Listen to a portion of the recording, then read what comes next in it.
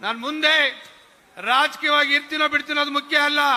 ನನ್ನ ಕೊನೆಯ ಉಸಿರಿನ ತನಕ ನನ್ನ ಜನರ ಮಧ್ಯೆ ಇದ್ದು ನಾನು ಆ ಸೇವೆಯನ್ನು ಮಾಡ್ತೀನಿ ಅಂತಕ್ಕಂಥ ಸಂಕಲ್ಪ ಏನ್ ಮಾಡಿದ್ದೇನೆ, ಆ ಕೆಲಸವನ್ನ ಮುಂದಿನ ದಿನಗಳಲ್ಲಿ ಮಾಡಿ ತೋರ್ತೇನೆ ಅಂತಕ್ಕಂಥ ಮಾತನ್ನ ಈ ಸಂದರ್ಭದಲ್ಲಿ ಹೇಳ್ತಾ, ಇವತ್ತು ನಿಖಿಲ್ ಅಣ್ಣ ಅವರ ಬಗ್ಗೆ ಹೇಳಬೇಕು ಅಂದ್ರೆ 1 ಗಂಟೆ ಆಗುತ್ತೆ.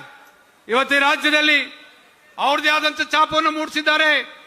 ದೇವೇಗೌಡರ ಆಶೀರ್ವಾದ, ಕುಮಾರಣ್ಣ ಅವರ ಒಂದು ನೇತೃತ್ವದಲ್ಲಿ ಒಂದು ಹೊಸ ಅಧ್ಯಾಯ ರಾಜ್ಯದಲ್ಲಿ ಪ್ರಾರಂಭ ಆಗಿದೆ. ನಿಖಿಲ್ ಕುಮಾರಣ್ಣ ಅವರ ನೇತೃತ್ವದಲ್ಲಿ ಬಹುತೇಕ ಎಲ್ಲೇ ಯಾವುದೇ ಕ್ಷೇತ್ರಕ್ಕೆ ಹೋಗ್ಲಿ ಇದರ 2 ಪಟ್ಟು ಜನಸ್ತೋಮ ಸೇರಿ ಅವ್ರನ್ನ ಆಶೀರ್ವಾದ ಮಾಡ್ತಾ ಇರ್ತಕ್ಕಂಥದ್ದನ್ನು ನಾನು ಕಂಡಿದ್ದೇನೆ.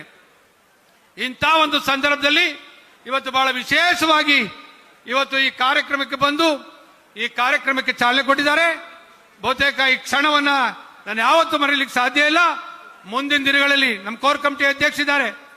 ಯಾವುದೇ ನಾನೇ ಆಗ್ಲಿ ಇನ್ನೊಬ್ಬನೇ ಆಗ್ಲಿ, ಇದು ಬಹಳ ತತ್ವ ಸಿದ್ಧಾಂತದ ಮೇಲೆ ಬೆಳೆದು ಬಂದಿರತಕ್ಕಂಥ ಪಕ್ಷ. ಏನೇ ಸಮಸ್ಯೆ ಇದ್ರು ನಮ್ಮ ಪಕ್ಷದ ಚೌಕಟ್ಟಿದೆ, ನನ್ನ ಪಕ್ಷದ ಕಚೇರಿ ಇದೆ. ಅಲ್ಲಿ ದೇವೇಗೌಡರ ಕುಮಾರಣ್ಣರ ಸಮ್ಮುಖದಲ್ಲಿ ಅದನ್ನ ನಾನ್ ತಪ್ಪು ಮಾಡಿರ್ಲಿ, ಇನ್ನೊಬ್ಬ ತಪ್ಪು ಮಾಡಿರ್ಲಿ, ಅವ್ರಿಗೆ ಬುದ್ಧಿ ಹೇಳಿಸುವಂತ ಕೆಲಸವನ್ನು ಮೊದಲಿಂದ ಮಾಡ್ಕೊಂಡು ಬಂದಿದ್ದೇವೆ.